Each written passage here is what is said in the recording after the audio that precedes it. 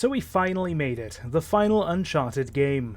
Nathan Drake's journey may have come to an end, but there is still an adventure to be had, and treasure to be found. Hey everyone, my name's Kane, and on occasion I play games, and we are rounding off our Uncharted franchise review by looking at Uncharted The Lost Legacy from 2017. As was the case for our Uncharted 4 review last week, we're looking at the remastered version of the game via the Legacy of Thieves Collection, released earlier this year, and we'll be playing it on PS5. The Uncharted series has gotten progressively better as it's gone on, and I for one cannot wait to see where this last game takes us, so remember to hit that like button and consider subscribing for future content just like this, and let's find out, Uncharted The Lost Legacy, how bad can it be?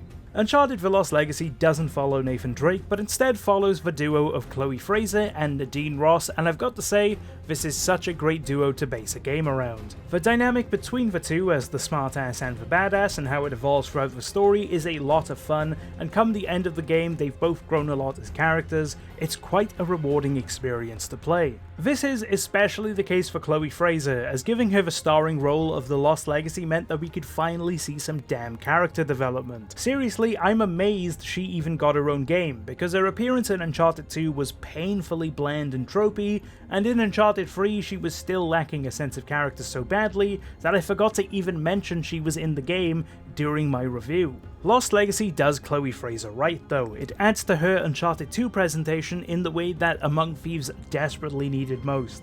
It gives her something to chew on more, and it shows. Fraser has motivations, she has flaws, she has a genuine personality, all performed beautifully by Claudia Black. It's so nice to see the performance that the prior games only hinted at. It's not just Chloe either. Nadine also gets more development in The Lost Legacy, expanding her role from just being the badass second in command from Uncharted 4. The writing portrays this character development perfectly as well. It starts both of the characters off as they were in their last appearances, and then slowly lets the evolution develop across the game, so the changes aren't too jarring for players familiar with them. This is something that I noticed happening in real time while I was playing also. At the start of The Lost Legacy, I wasn't that hooked by Chloe as a character still, as was the case in prior entries. It was only her dynamic with Nadine and the nuance added to her that slowly opened me up to Chloe as a character, and I ended up really liking her by the time the credits were rolling. That's really what this game feels like it's about more than anything. Developing a character who was pretty much just eye candy in prior appearances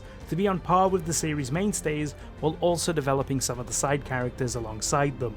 Even the story of The Lost Legacy is one that centers around Chloe Fraser, her backstory, and her heritage. It's all there to build the character up.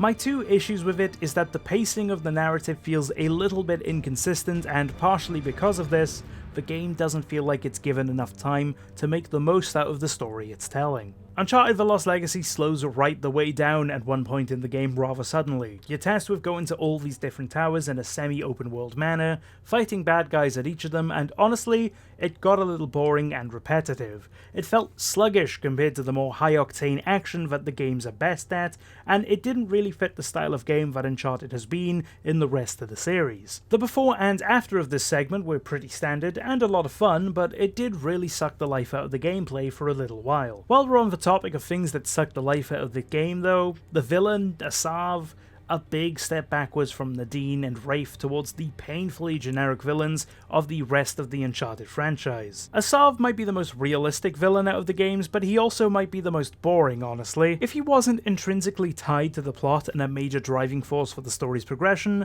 I feel like you could have just not have Asav be in the game, and it wouldn't have made any difference whatsoever. The returning Shoreline Forces felt more like an antagonistic presence than Asav ever did, and honestly it's a shame because there's such an obvious and easy fix to make the villain more interesting.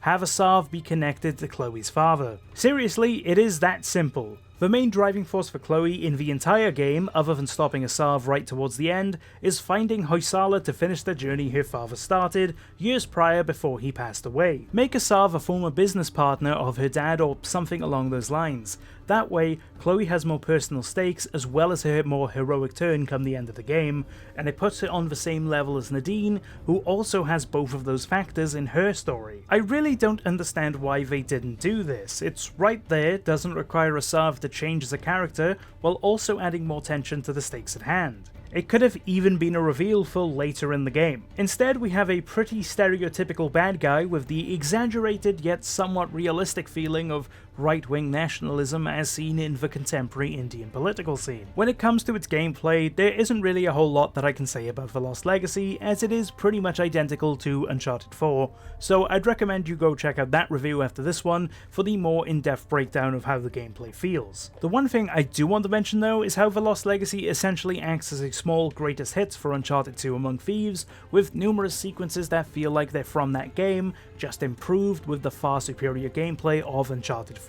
The first sequence I want to point out in particular is the puzzle in the Hoysala temple, where Chloe and the Dean need to work together to reflect light beams to open a door, much like the incredible temple puzzle from Among Thieves, my personal favourite puzzle from the entire franchise. We also have an action sequence set on a moving train towards the end of the game, very similar to Uncharted 2, and whilst it doesn't quite have the grand spectacle of Among Thieves' train sequence, which really did add to that portion of the game, it's a lot shorter with combat and action that doesn't cause it to drag and outstay its welcome, which made for a gameplay experience that I found far more enjoyable overall. And that's Uncharted: The Lost Legacy.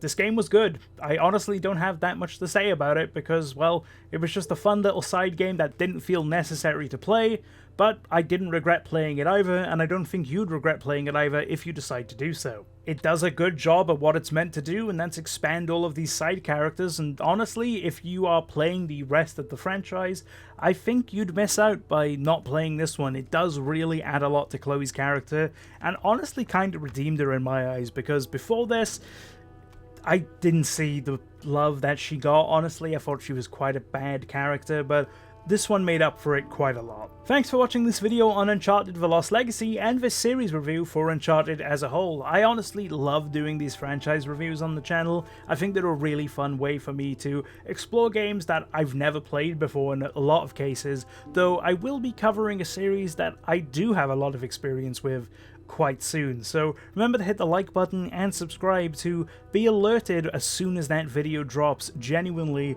there's a lot of exciting content coming up in the not too distant future, and I recommend you stick around for it. It's going to be a lot of fun. If you want more content right now, however, why not click on one of the things that have appeared on your screen. One of them will take you to the complete How Bad Can It Be playlist, and the other will take you to a video chosen specifically for you by the algorithm. Thanks again guys, I've been Kane, and I'll see you all soon.